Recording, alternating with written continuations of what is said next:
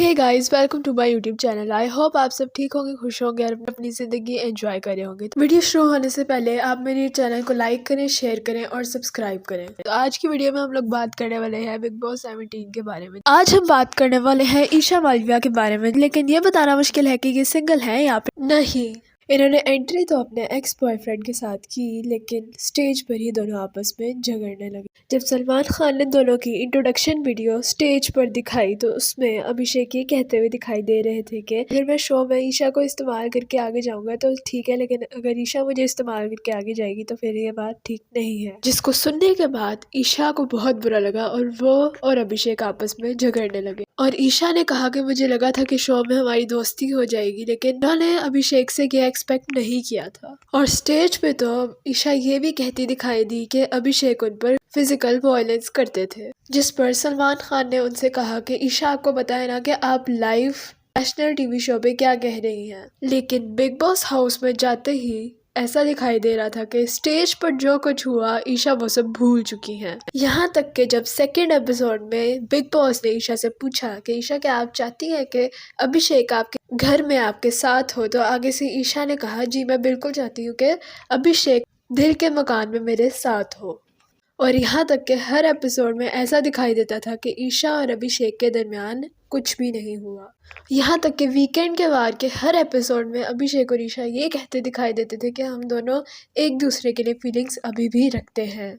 यहाँ तक कि अभिषेक हर कंटेस्टेंट से ईशा से अपना प्यार कन्फेस करते दिखाई देते थे। और तकरीबन हर एपिसोड में ही ईशा और अभिषेक अपने रिलेशनशिप की जब वो सेट उड़ानिया पर साथ काम किया करते थे स्टोरी सुनाते रहते हैं। और अभिषेक तो ये भी कहते रहते हैं कि वो ईशा को अभी तक नहीं भूल पाए। और सिर्फ अभिषेक का ही नहीं बल्कि ईशा का भी कहना यही है। और शो के दरमियान बहुत दफ़ा अभिषेक रोते हुए भी दिखाई दिए हैं और उनके रोने पर सिर्फ ईशा ही उन्हें चुप कराती हुई दिखाई दी हैं। यहाँ तक कि वीकेंड के बाद के हर एपिसोड में सलमान खान ईशा और अभिषेक से उनका रिलेशनशिप स्टेटस पूछते नजर आए हैं, जिस पर ईशा का हमेशा कहना ये था कि वो सिंगल हैं और अभिषेक हमेशा इस सवाल पे चुप हो जाते थे।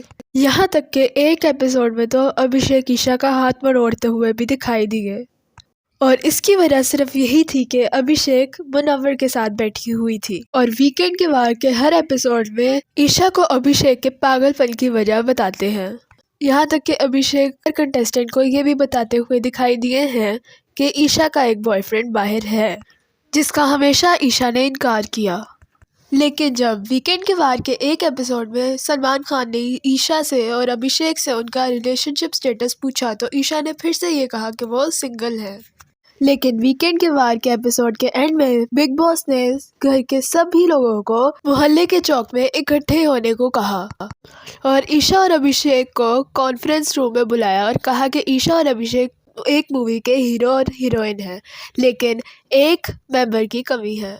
और कहा कि क्यों ना अब उस मेंबर को बुला लिया जाए। और तब ही सामर्थ वाइल्ड कार्ड एंट्री के तौर पर घर में एंटर हुए और बिग बॉस ने बताया कि सामर्थ ने उन्हें बताया है कि ये ईशा के बॉयफ्रेंड हैं। और उनके घर में एंटर होते ही ईशा बिल्कुल शॉक्ड दिखाई दे रही थी, जिस पर ईशा ने उनको कहा कि तू ये कह के क्यों एंट्री लेके आया है कि तू मेरा बॉयफ्रेंड है। और जब ईशा मालविया ने कहा कि सामर्थ उनके बॉयफ्रेंड नहीं है तो सामर्थ ने घर में आते ही बहुत ज्यादा हंगामा किया।